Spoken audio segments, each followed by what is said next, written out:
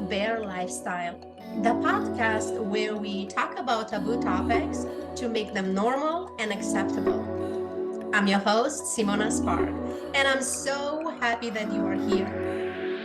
We are about to get naked by stripping away insecurities, judgments, and all kinds of limitations to reveal the essence of who we really are, Bear. Bold, authentic, radical, express. Let's go.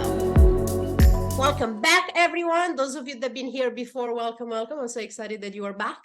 And for those of you that landed here just for the first time, I am super excited that you find us. I say us because there's two of us today here. So welcome, Andrea. Thank you. I'm so happy that you say yes to my invitation. Let's start. Here's the customary here. We start with a celebration. What's your beverage of choice that you have handy? We have water because I don't drink enough water. Okay, so let's cheers. Cheers. I'm celebrating myself. What are you drinking? And I'm celebrating everyone who watches and listen to this celebration. Everyone, I have chamomile tea here to keep me calm because I'm a little bit hyper today. It looks good. It looks like pee, really, but luckily it doesn't taste like it. So yeah, it doesn't taste like pee. It's cheers okay. to that. All right, everyone. So let me tell you about this phenomenal woman. This is what I'm going to tell you. If you only take one thing, go follow her on social media. Her social media handle is @infinitypolyam. Did I say that right? I didn't even. Infinite polyam. Infinite polyam. It's going to be in the show notes. Make sure that you open this. Don't trust my pronunciation. Look in the show notes to make sure that you follow the right clicks. And a reason I invite Andrea here is because I'm looking at her as a teacher and a leader in this conversation of polyamory, because as I'm here to learn about different sexual orientations and how to express our sexuality, that's how I stumble over her profile. And I'm learning so much. Thank you.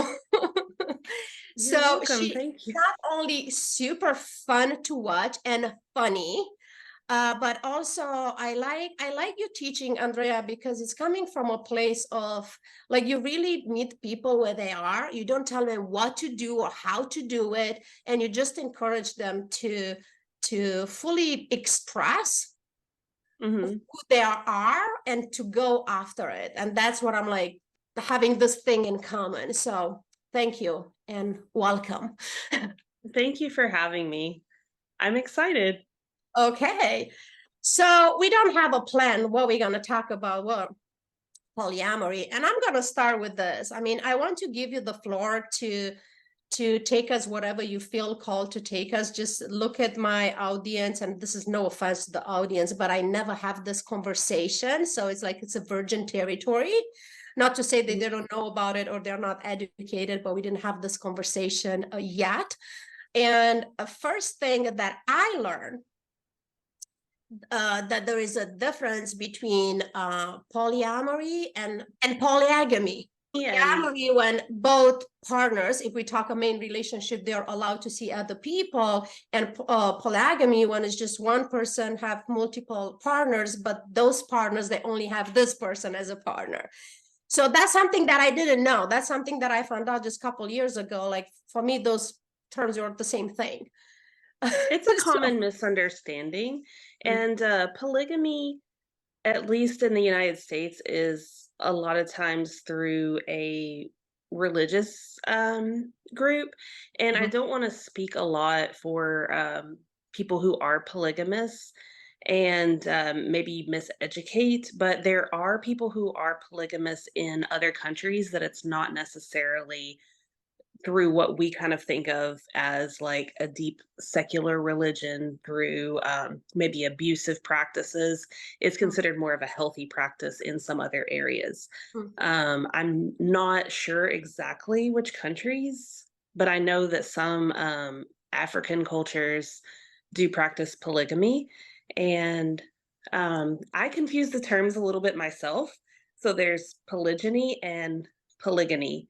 I Yeah. might mess up something, but one is where the woman can have multiple husbands, and then the other is where the man can have multiple wives. Okay. Okay.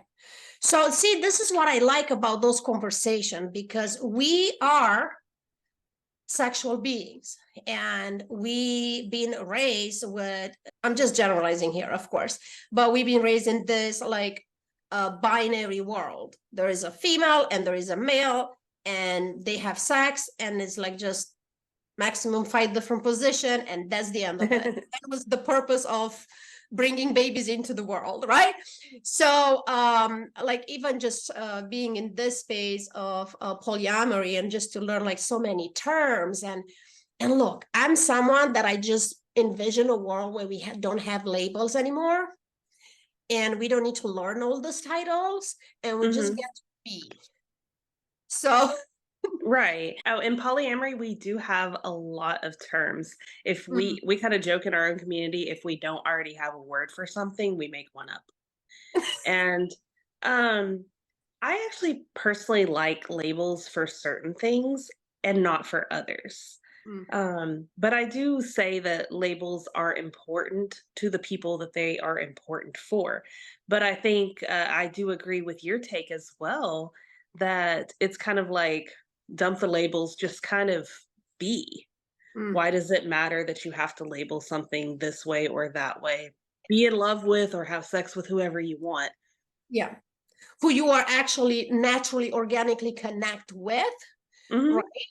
And then because that's the labels for me, and how I see it, and people that I work with, is just automatically it's filtering Hmm.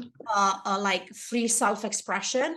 It's distortioning the expectations, and that's what I do the work. Like if you do the self-love work first before you even go and be in contact with other people, then Hmm. whatever people call you, or they label it, or they title it, it doesn't affect who you are, because you know who you are, and you Right. trust yourself that you are connecting with this human in front of you as a deeper level, underneath of labels and titles. And do I say it right? Did I mispronounce it? It doesn't matter.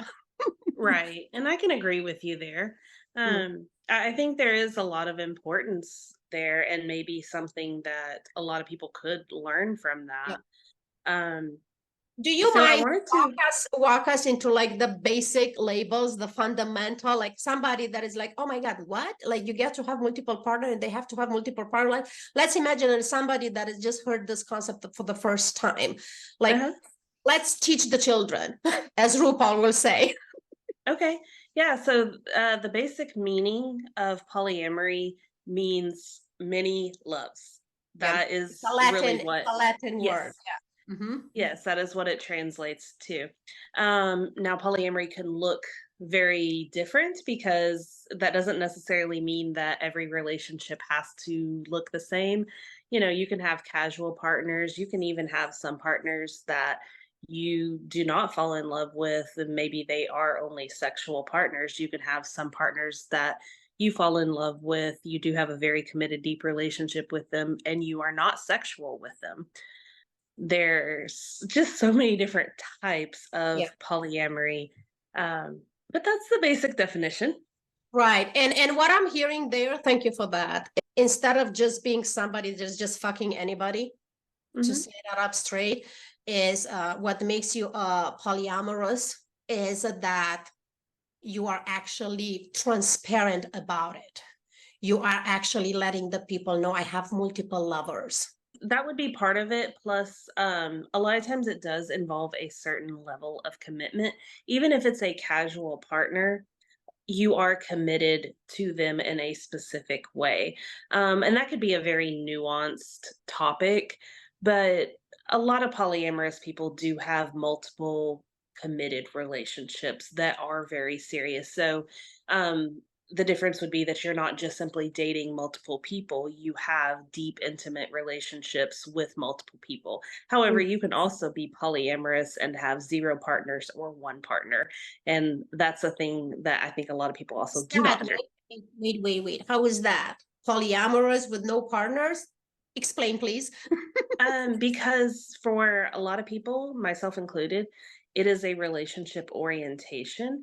It's not necessarily how you define your relationships in the sense of like, if you have one relationship, that doesn't make you just automatically monogamous. Mm, Because you are still, if you have one relationship, you would still be open to having other relationships. Maybe you just don't have any at that moment. Maybe you don't have the bandwidth, or you haven't met someone else that you want to pursue a relationship with, but it does not make you automatically monogamous. Kind of like a bisexual person is still bisexual, even if they are in a relationship with someone of the opposite sex or same sex. right, right. Oh, so good. Well, thank you for that. Yes, duh. It's a very simple concept, actually, but I never thought about it, you know. I mean, this is public information. You know, I keep refer myself as being a serious monogamous, you know. I always been Mhm. with the man, date the man, marry the man, divorce the man, do it all over again. 3 times to be precise, right? And then when I give myself the space to heal, to explore my sexuality, and to ask, like, what the hell do I want? And I'm here talking with my soon-to-be, you know, ex, and say, I'm really questioning this monogamy thing.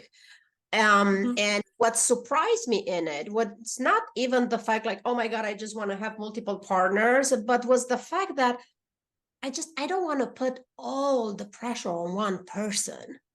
And I don't want to Mhm. have everything just on me as one person, like one partner. And here I am publicly saying, like, I'm playing with that. I'm playing with that Mhm. idea, and it's like kind of feeling into it. And it's like, this seems right to me. Like accidentally, I become a polyamorous without even knowing.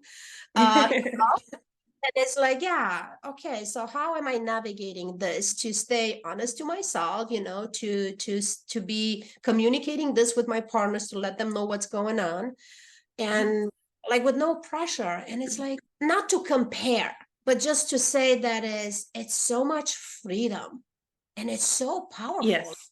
time. Yes, there is a lot of freedom, and that is what I find valuable in a relationship for myself. Is just because I'm in a relationship with one person, why does that mean I have to limit myself if I develop another connection or could possibly develop another connection with someone else? And I'm free to explore that instead of saying, "Oh, I'm already in a relationship, so therefore I can't pursue this." I do have the freedom to just go ahead and pursue things and let connections develop naturally.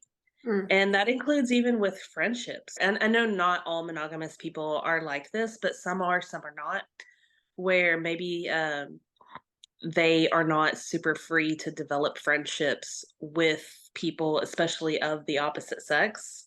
mm. I hear that often. Although, again, not all monogamous people are like that at all. There are a lot that it doesn't matter. They can still pursue those friendships. Yeah. But it's nice to know that, like, I can just pursue a friendship. And if that friendship does actually start to develop into something more, I'm still free to let that continue developing. I don't And have to hold that's myself it. back. That's it. Is like allowing the relationship to evolve. All I know is what I've been through. What Hmm. didn't happen yet, I don't know. I'm just imagining shit, right? As I evolve my relationships, marriages, whatever, to evolve into a closing, Hmm. uh, same thing is valid for allowing a relationship to just develop into different directions. And I like that you draw attention to friendship, because I want to believe that most people will grasp on that concept easier. Like, do you have Hmm. just one friend? Do you have just one best friend that you suffocate him with everything, or her? Do you have multiple friends? And I'm like, I'm taking this piece to this friend, and this is the friend that I'm talking about this, because I see that in the sexual space as well. This Hmm. partner, I'm connecting at this level, the other partner, I'm doing something else. Isn't that right? Yeah, it very much can be. I know that I threw a lot on you, so it's like people will pick up the pieces from me and you, right? So Yeah. yeah, how this guy, I just want to appreciate that you make the transition from friendship into erotic relationship. For a long time, I have a partner, right, while I was dating other people, and I referred to him as like my erotic partner because I didn't know how to call it, to explain it to others. Yeah, and so going back to what you said a minute ago about friendship, there are a lot of people that can have multiple best friends, or you have multiple friends, you don't limit yourself to only one friend. There are a lot of people that will say that is different than romantic love, and I think that is totally valid if it is different for them. However, relationships overall don't have to come in this preset box. So you can make your relationship look how you want it to look. Again, for myself, if I want to develop that, and if I want to have multiple friends, I can have multiple friends. If I want to have multiple relationships, I can have multiple relationships. Yeah, 100%. And your husband gets to do the same thing, right? Because you're a married woman or a child. I have one child. So my husband can have other relationships. Right now, he is only in a relationship with me. But like I stated before, that doesn't automatically make him monogamous, even though he only has the one partner like me. Because he is free to pursue other relationships. He's been in other relationships. He just doesn't have another one at the time. So yes, my husband could have other relationships. I have a very serious boyfriend as well that we've been together pushing 4 years now. Oh, Yeah, and my husband and I have been together. We're about to celebrate our 23rd year together. oh, congratulations. And everybody, 2 days ago was her birthday, so please send her happy birthday vibes. Thank you. But yeah, so we have been together since, gosh, I was 18 years old when my husband and I started dating. This would be kind of the backstory is that we started talking pretty soon after we started dating. The monogamy didn't feel right, but because we were young, we this was so long ago that we didn't know the term polyamory, and there's still this societal expectation that everyone has to be monogamous, that we were Right. basically like, we can't do that, we can't have any sort of open relationship. And Mhm, so it took us about 2 years to finish having these conversations to where we were like, okay, let's do it, let's open our relationship. mhm, And it mhm. was actually open sexually only, not emotionally.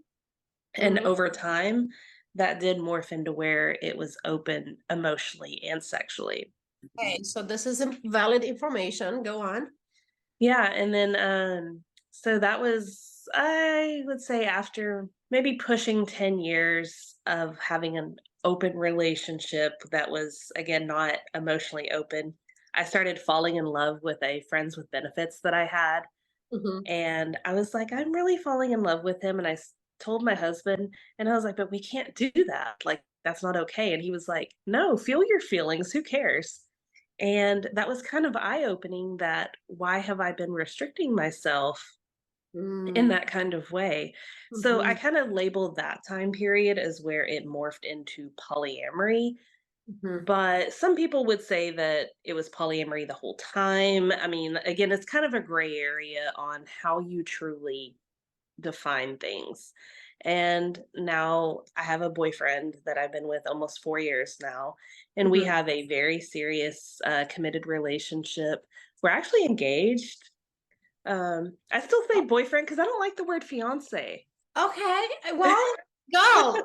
It's labels again. Choose the ones that works for you. Nobody gets to tell you what is it or how to call it. Like that. This Yeah, is the conversation.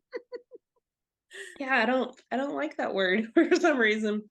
But he's since we're both legally married to Mhm. other people, Mhm. we couldn't get legally married, so we would just have maybe a commitment ceremony or some sort of like celebration for ourselves. We haven't planned yet what we're gonna do or when we're doing it, Mhm. but yeah, we are engaged.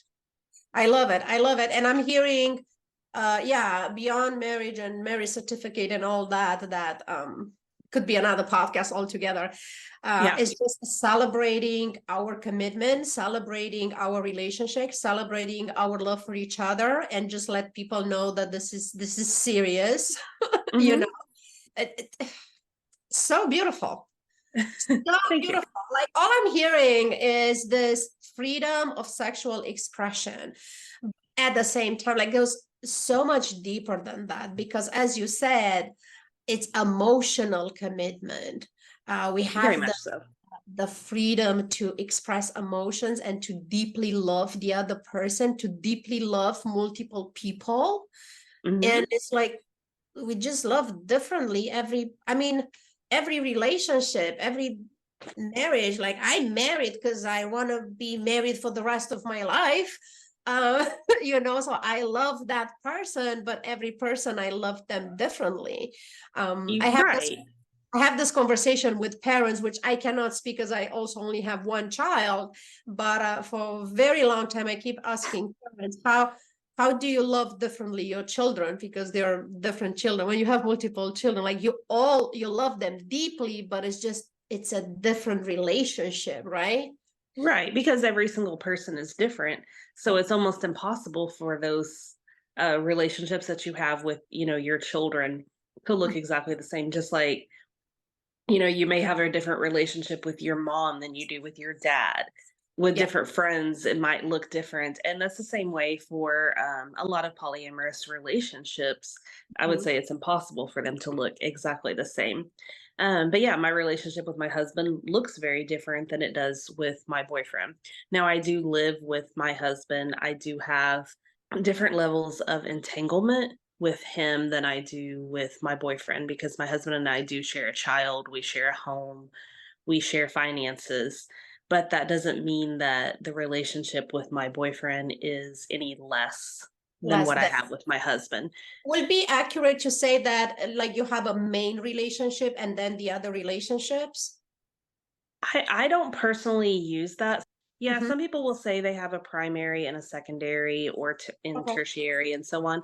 I don't personally, because I feel that that lessens the relationship I with see. one and puts a priority of one. Because Whereas like of they're the both label. Primary, yeah, exactly. secondary. Yeah, exactly. Like they're both a priority in my life. And yeah, I might prioritize them differently depending on like what's going on, what the needs are at that very moment. There's just a lot of things that depend. So yeah, I don't use those labels, and I see them as they're of equal importance in my life. Right, right. So I'm showing up for all my lovers, no matter how many, from a different place for a different reason in a different circumstances, because like any other Hmm. people in our life, I'm my mind kind of stuck with the friendships, is every friend that I have, it's awakened different part of my being. So Hmm. every relationship is unique, every love Hmm. is, every conversation is unique. It's not identical with the other friend and with the other friend, right? Right. While I'm the same person. So here's where I want to take you next. Okay. I want to talk about the bad shit that goes down as well, because in a chance there are people in the audience that they identify as, and they are fearing coming out, if that's a term, Hmm. because of their religion, because of their friends, because of the family, like anything else in life. When you just want to show up fully authentically who you are, but you look different than everybody around you, there is that fear of losing everyone. How would you support a person like that to navigate this territory so they could step into authentic self? I would say that it is very scary initially when you are coming out, and different people are going to take it differently. I have actually heard from a lot of polyamorous people that also came out in other ways that, and this may just be the state of our society where we're at regarding polyamory, Mm, but a lot of people found that their family were more accepting of them being gay or bisexual than they were of them being polyamorous. ah, Um, and I think that comes from a lot of misunderstanding of polyamory, whereas a lot of people are really starting to become more accepting of people who are LGBTQ. Mm, Uh, there's still a long way to go there. I think though that polyamory does experience, like we do experience discrimination, but I would also say it is less because there are a lot of laws that make it hard for mm, polyamorous people just to live.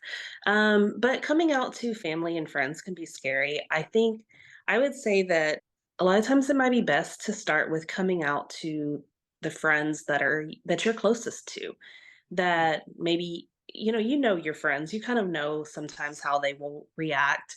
mhm. But also, you don't have to come out. Nobody has to come out. You do not have to tell your family, your friends, or maybe you only tell some friends, some family.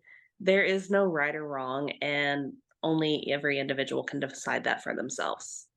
Yeah, thank you for that. So it's such a personal journey, I Yes. tend to believe like anything else in the personal growth or whatever part of ourselves we want to express, it just gets to be one singular unique way because it's nobody like me and nobody has my life and my family and Hmm. my friends, so it gets to be personal. When people go, and I see that in my coaching practice, like, what would you do, what would you say, what should I do if you'll be in my shoes? And I always say, girl, I'm not in your shoes, I never been, I never will. Right, And exactly. it's just like, let's find your way, right? But I like how you invite people or suggest them to just go slow and go to the people that you trust and they will love you unconditionally. So it's basically to practice, to step into that new identity in a safe space, was to build that confidence, really. Hmm. And then little by little, there you are. And knowing that, again, like anything else, some people will just fall out of your life and you have that tough choice. Am I going to be who I am, or I'm going to be hiding just so I could satisfy this person that does not accept me for who I am? Yes, because the reality is most people will lose at least some people in their life. I mean, and I did not tell very many people for many, many years.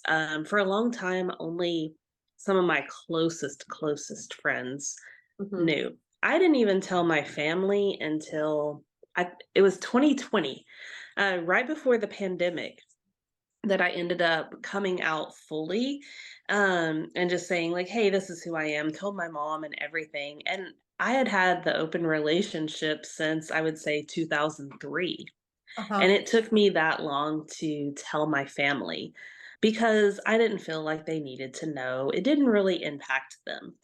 This was before I started dating my current boyfriend. It was right before we started dating, but I felt like if I am in another serious relationship, I don't want to ever have to feel that I have to hide that person. Mm. I don't think it's fair to them. And that was kind of my take on it. Mhm. But again, it's such an individual decision. And not even all my family knows, just because maybe I'm not close enough to where it's ever even come up. They don't live here. Yeah. But if they know, they know. If they don't, like, doesn't matter. Yeah. Yeah. Yeah. It gets to be private, and Hmm. everybody gets to decide like what's the level of privacy that they need, and Hmm. where is the line where am I in a privacy mode, or am I in a secretive mode, or am I pretending mode? Like, where am I? So again, Yes. um, And I don't wanna ever have to be secretive, but it's okay to be private. yes. But there are some people that are secretive for different reasons, and, yeah, that's why it's an individual decision because polyamory is not protected. Some people are at risk of losing their jobs, and I actually know people who have been fired for it. You absolutely can be fired for it. So some people who have jobs like teachers, it's not safe for them to come out. Some people, maybe they live near their family, maybe they live with their family, and their family might potentially kick them out. So yeah, there's reasons why some people may just not tell certain people, and I think that's okay. Yeah. It's safety first, like anything else, really. Hmm. to feel safe to be who you are. And this is where the whole conversation started, like many years ago in LGBTQ space. The people we are not saying who they are because it was not safe. And unfortunately, till today, there's pockets even in our country where people are not to be who they are. So therefore, they not say anything about it, right? I mean, we still have so much work to do in that space, and we are still have there was a lot of progress made, and then a lot of progress, was taken back away. And it's very sad, very unfortunate. But I will say, in the US at least, it's not illegal to be polyamorous. But we don't have any protections. We don't have rights. So you could be fired. But for a lot of people, like especially politicians and stuff, it's not on their radar. So people aren't necessarily coming for polyamorous people. Right. So while we don't have any rights, no politician, at least at this point, is sitting there saying, what can we do to make it hard for polyamorous people to just be? It's not on their radar. There are a lot of things that are hurdles for polyamorous people just because of a lot of rental laws. Like if you have a 1-bedroom apartment, 2 adults could be in that 1 bedroom, 3 adults could not. So if you have a triad, which is where 3 people are in a relationship together, they may not all be able to live there. They might have to get a 2-bedroom. There are even certain cities where they don't allow roommates, so you could only live together if you're legally married. Right. There's a lot of things like that because we live in a mononormative society. Yeah. And still binary, very much so. Very much so. Very much so. I could see the people that, they're looking into your eyes and they're like in the conversation, but they're so uncomfortable. Right? Right. And I would dare to say that most of this discomfort and things is just lack of education or not even that, but it's like how we've been raised. I mean, I know I've been raised super conservative, and I'm like, God, communist country. I didn't even know there is a word out there until I was 13, right? So, of course, I opened my mind and all that, moving to United States and learning more and educate myself. And like when my son came out, I was just realizing, I thought that I'm this very open-minded person, and I realized like, oh shit, I know close to nothing. I need to get myself out there to be like a full-on supporter for my child. And since that day, I'm keep inviting people into like this generation that we are, like, we get to change the conversation, and we might not change all the laws and make it safe everywhere, but at least we could raise our children in this mindset so they could do the things that we cannot do in this lifetime. So we get to change the conversation as we go. Right. Because nothing happens overnight. Change does not happen immediately. It takes time, but I think we're slowly getting there in a lot of places, and then a lot of places we are kind of going backwards. I live in Texas. I would say overall we're going backwards. Oh wow. I'm sorry. But I might get some negative comments for that statement. Right. But a lot of those things do not impact me personally. And because I do have this monogamous presenting relationship where we are just a regular heterosexual couple with 1 child. So to an outsider, things don't impact us. Nothing gets odd besides your pink hair from an outsider. Right, exactly. So I would say a lot of things don't necessarily affect me, but that doesn't mean that, I think that it should affect other people, and that could be a whole other topic. So we may not deep dive there. And you know what? I'll be happy to have you back, and I will invite you back because I like, you just opened so many things in my brain.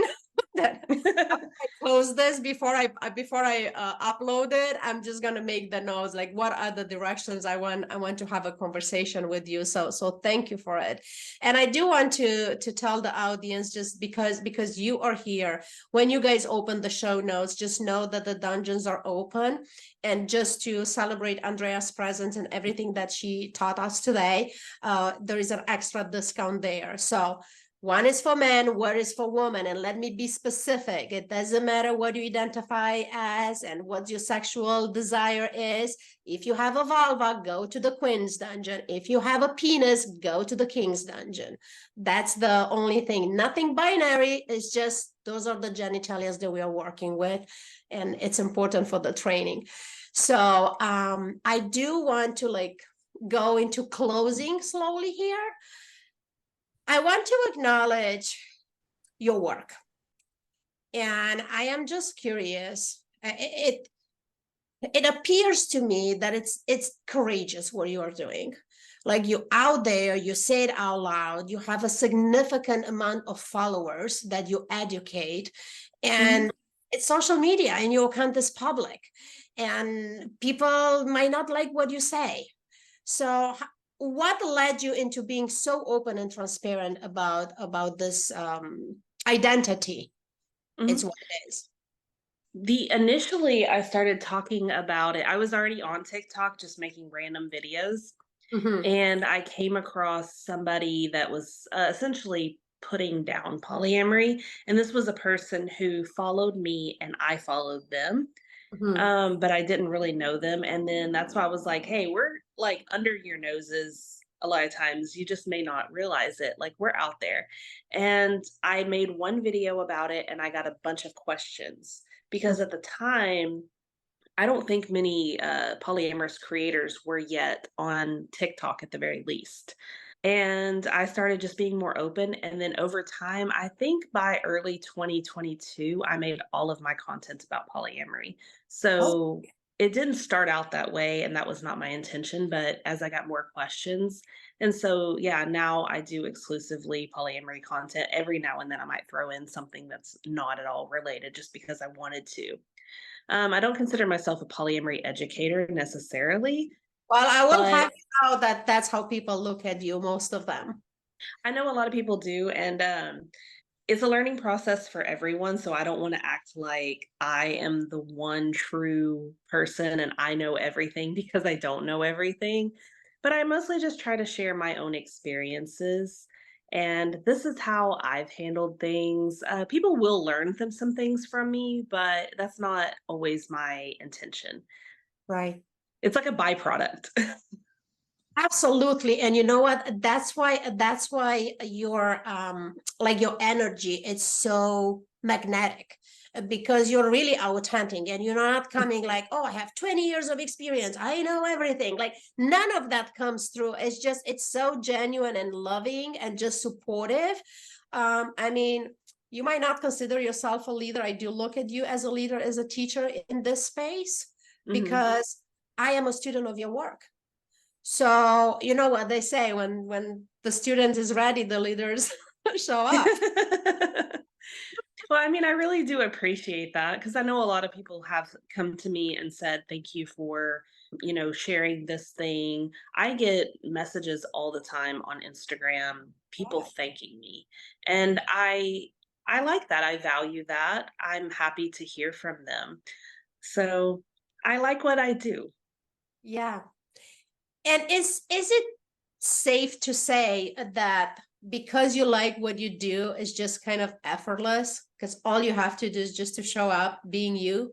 Yeah, sometimes I struggle to maybe think of like an idea for content, but once I have an idea, that part does come effortlessly. Which is Yeah. so brilliant how you present it. I'm like, I'm all in.